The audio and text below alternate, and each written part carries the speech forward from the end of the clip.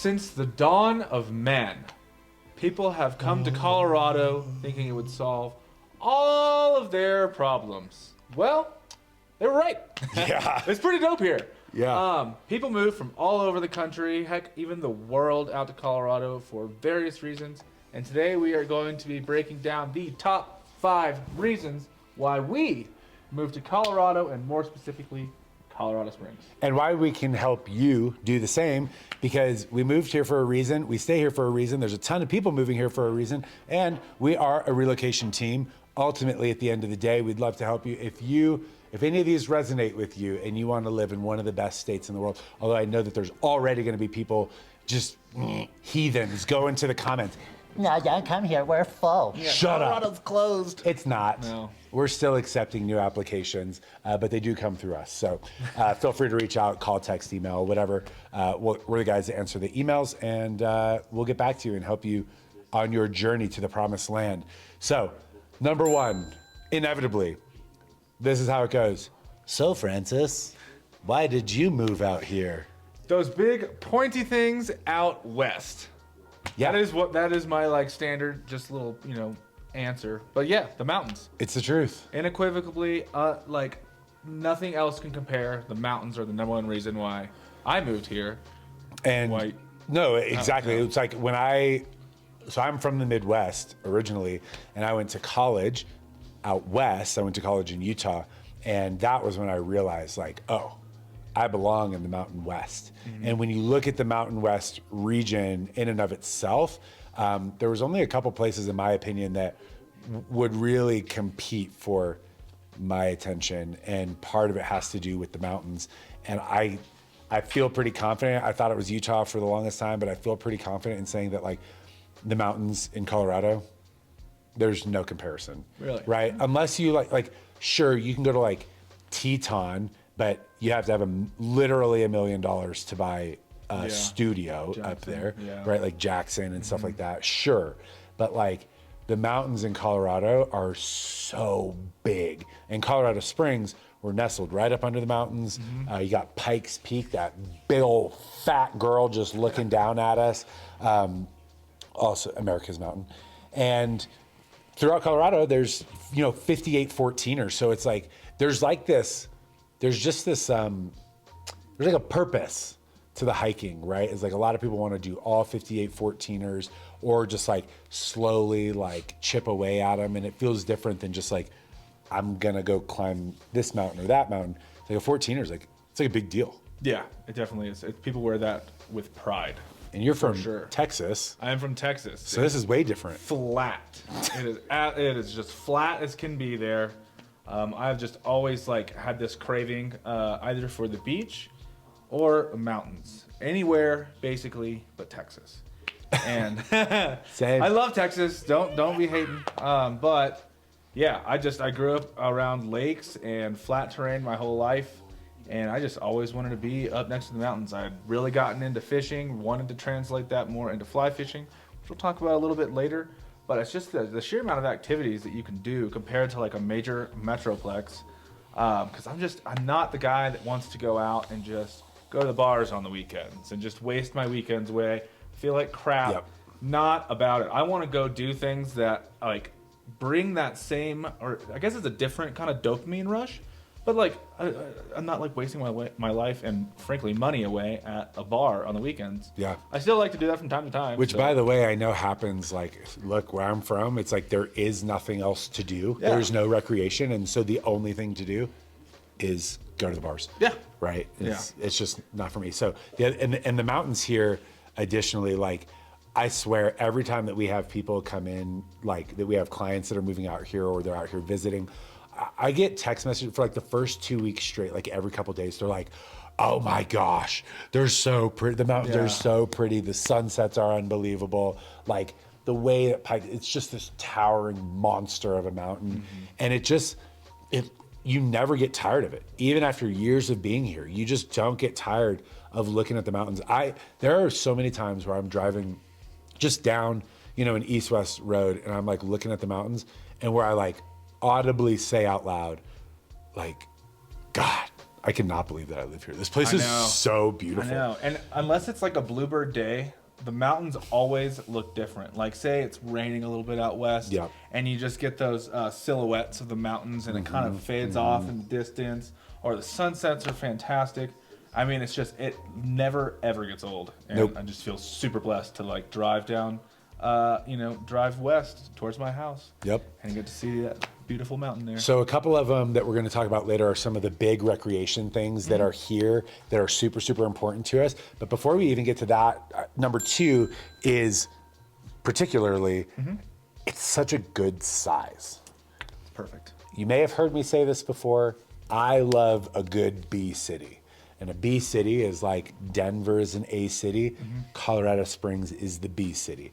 Denver is huge, populous, super busy. You know, people here complain about the busyness and the traffic, but then like you go to an A city and it's like Different ball game. totally different ballgame where you're like legitimately stopped in traffic for forever. But here, Colorado Springs, depending on where you look and what boundary you set, we're just going to call it like an average. It's got about 600,000 people in El Paso County as a whole, right? Some, depending on what you consider, would have a little bit more, and some would say it's a little bit less. But anyway, so it's about 600,000 people, and it's growing, and it is growing a little fast for its britches. It's trying to keep up. It's trying to, get the traffic things sorted out and trying to get building caught up. But I was in the military before I moved up here, and I was living in the middle of nowhere in New Mexico. And we did not have, we had no restaurants. We had a Walmart, that was it.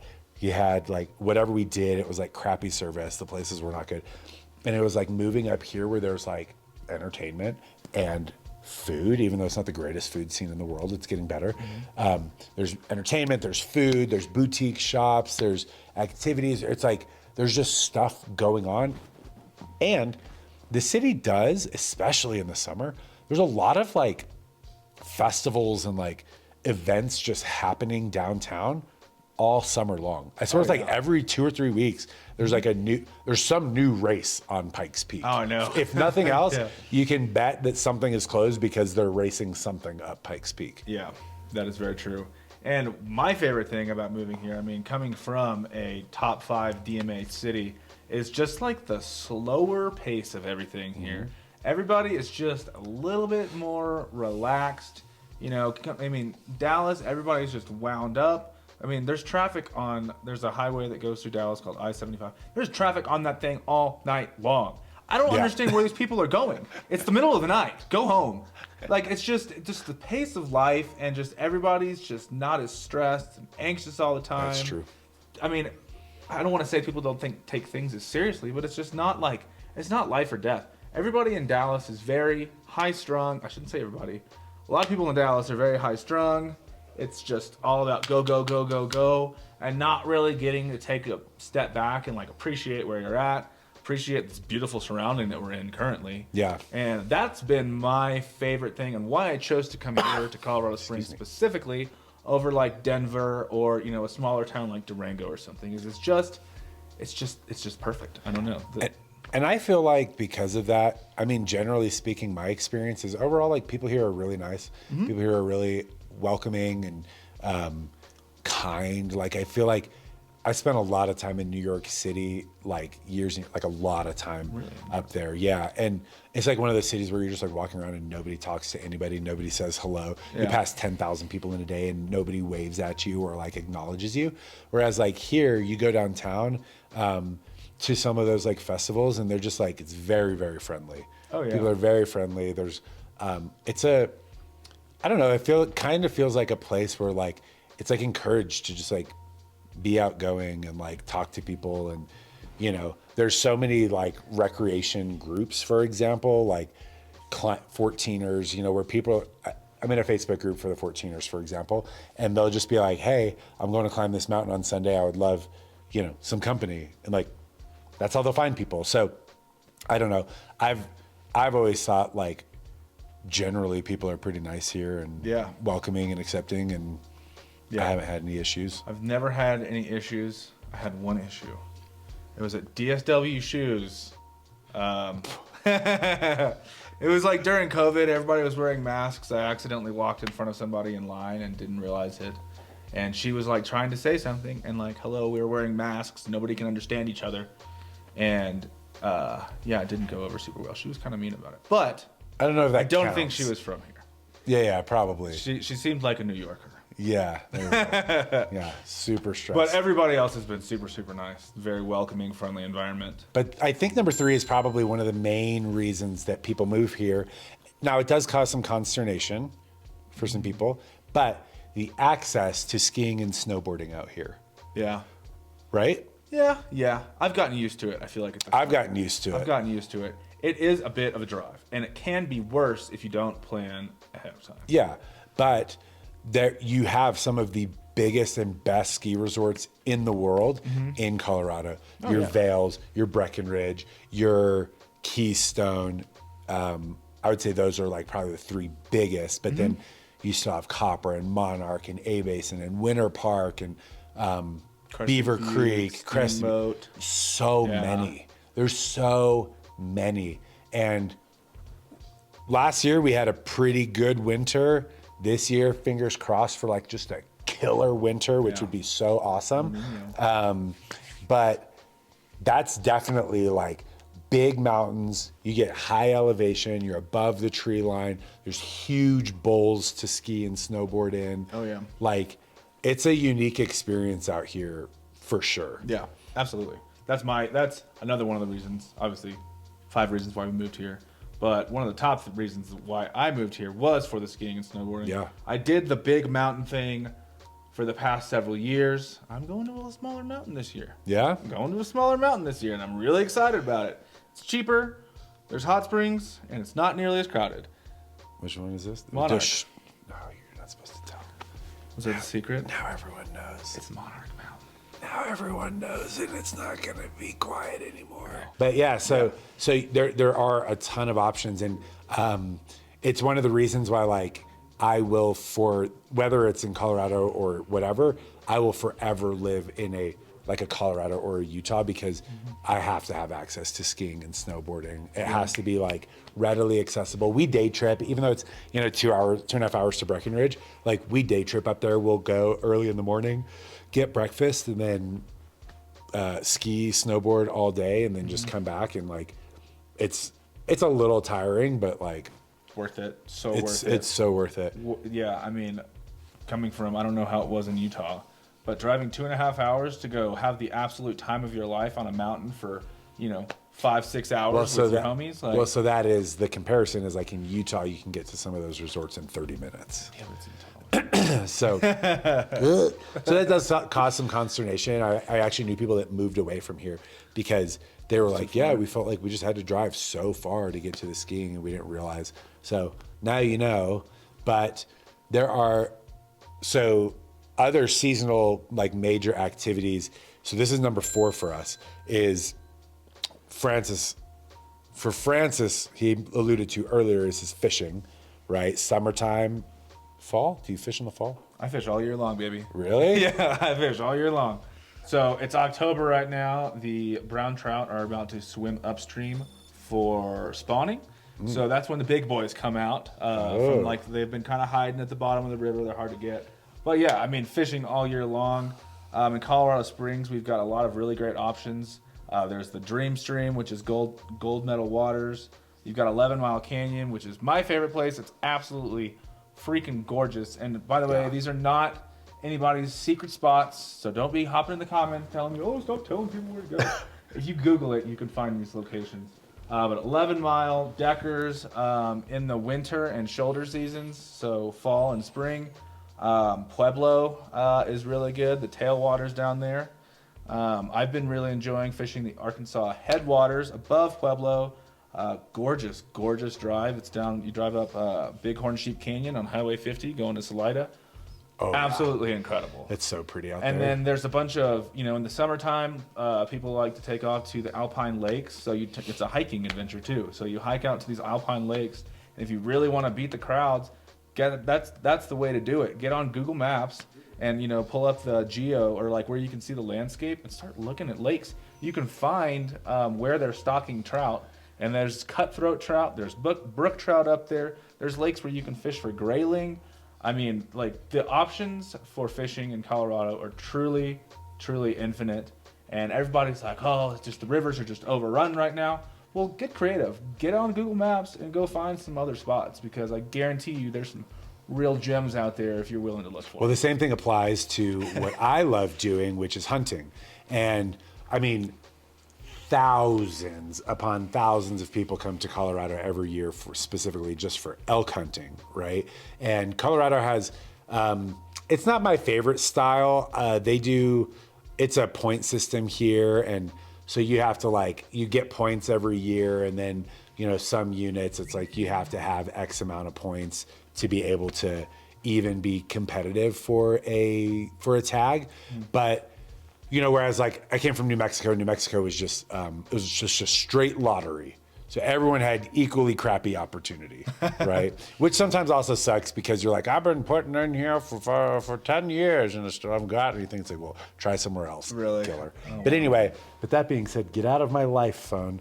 But that being said, people come from all over, because a unique thing that was kind of unique, you can get elk tags over the counter. Now, just briefly, because Chris Beresford and I actually did an entire video on understanding the hunting system in Colorado Springs.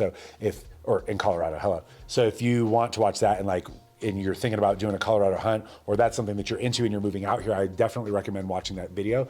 But the state itself is broken up into all these units, like a bazillion units. And so it's very, very particular which ones are over the counter, which ones are the draw, and the point systems, and how many points you have to have. I will say the Colorado Fish and Game website kind of sucks. They all do, but I feel like the one here is really confusing. It's got a whole bunch of jargon, and it's got a whole bunch of codes and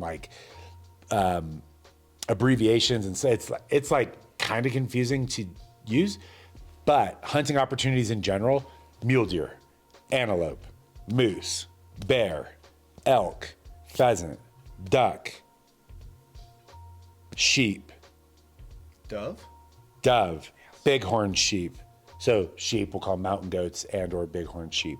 I mean, it is a mecca for hunting, and it's really, really incredible. And there's really, really good opportunity here. So that has been and at the end of the day, you're in God's country. This place is unbelievable. So you just have the opportunity to come out here, get in the mountains, hunt and or fish, or do both, right, at the same time, which is super cool. That's a kind of a dream of mine. I don't even like fishing that much, but going on a hunt where you bring a fishing pole and you catch your dinner while you're waiting for a moose to show up. Oh, that's cool. That sounds pretty awesome. I've seen videos of people hiking up and skiing down a mountain, a backcountry mountain, to an alpine lake, and fishing. That's sick. That's the dream, right? Yeah. You start stacking activities. Yeah, dude, that's pretty baller. It's cool. And I think the last one, which is what kind of allows all of these opportunities and the goodness, is the weather. Absolutely. And it's worth mentioning, because yesterday I spent the last week in Florida, and I got off the plane here, and just walking down the jet bridge, I was just like, oh my God. I'm so happy to be back here, because the air feels so much lighter, because it is. And it was breezy, and it was cool, and the sky was clear, and it wasn't humid at all. So I didn't feel like I had a hot blanket on top of me the whole time. Yeah, dude, I can't do that. We've got the window open right here, and this nice breeze coming in. Feels It's so literally, good. it's like air conditioning outside right now. Yep. It's perfect. So what I want to hit on what is so good about the weather here is, number one, the most popular thing about Colorado Springs is 300 days of sunshine a year on average. Yeah. That's awesome. So does it get cold in the winter? Yes. Does it get really freaking cold sometimes? Yeah.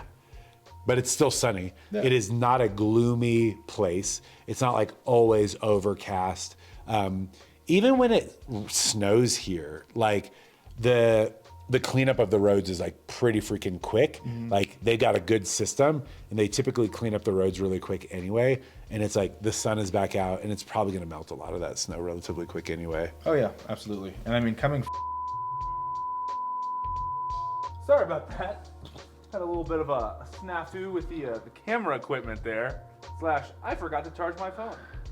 But anyways, so that's the top 5 reasons that we decided to move to colorful, beautiful Colorado Springs.